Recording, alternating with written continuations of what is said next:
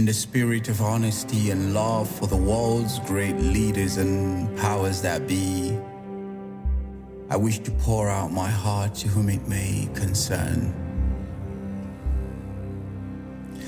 I love the governments of the world, or otherwise the powers that be. I mean the travel to the ends of the world for you and me. They would do anything for us, including making our lives easy and seamless. The promises, the truth, such opulent characters, non-sleazy nor dreamless. They serve and uphold our human rights in our lands of democracy, with softened hearts full of compassion and anti-autocracy. If in doubt, cast your minds to COVID times and the ample freedom we enjoyed complying, just to save us from rebellion, to mask ourselves or die jabbing. The valiant sacrifice of Fauci, whose gate opened floods of humane revelations, to whom we owe our gratitude for all his works to advance the human population. I love these tyrants and dictators who judiciously deploy the wealth and resources of the masses for our use, creating hope, inspiring confidence, leaving our communities thriving without excuse.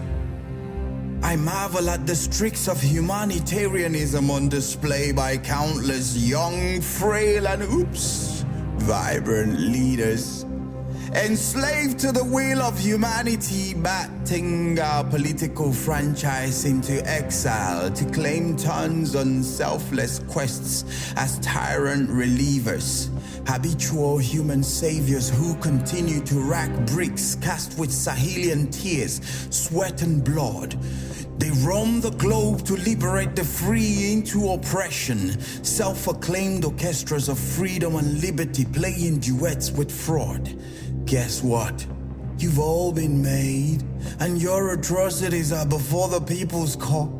Day after day we tell your malignant ways and countless plays by which you display your thoughts. I hope you hear that TikTok loud enough, cause social media has become a new rally point, a new nation. Your supposed pawns have become knights, bishops, queens, and kings. It's always been a chess, not checkers federation. Psych! I've been bottling it all and clipping my feelings. Such degree of wickedness that's eclipsing life's key things. Foes who prioritize power and greed, leaving the vulnerable to suffer and bleed. They turn deaf ears to the people's cry, ignoring our plea as dreams slowly die. Hardship, injustice, lack of empathy, inflation, and ambiguous taxes. They bask in corruption, neglecting the needs of the masses. Empty pages after empty pages and vows with words so hollow that behind closed doors your selfish ambitions you follow. Economic disparities alarmingly increasing each day, leaving the poor to struggle with no other alternative way. Once great nations now crumbling, a disheartening sight to behold. Playing dominoes as division and discord takes a very strong hold. Meanwhile, the so-called leaders are sitting and watching as we rummage through these purposely inflicted abysmal situations, not bothering. Unyielding hardships weigh upon our backs, leaving in the fortress of poverty each day a torment and uphill task. Our souls are weary and bitter, yet you never relent or repent, bound by the chains of despair, reasons we lament.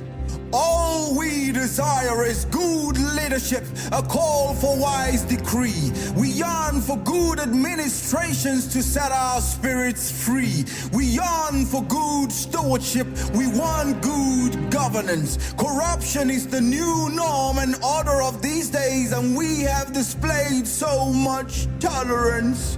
We hear endless campaign promises. Once you assume office, you go after your personal gains and glory. Decades after decades, eons after eons, it's the same old pathetic kiss of death of a story.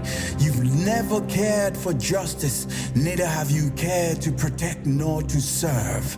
God's kingdom has suffered endless violence in your hands, and the violent must take it back as deserved. These Muppets lie, cheat, and continue to show zero concern. Enough is enough. The dawn of a global rebellious uprising is nigh us. Soon, very soon, revolution will erupt. Reason, immortal, rare one.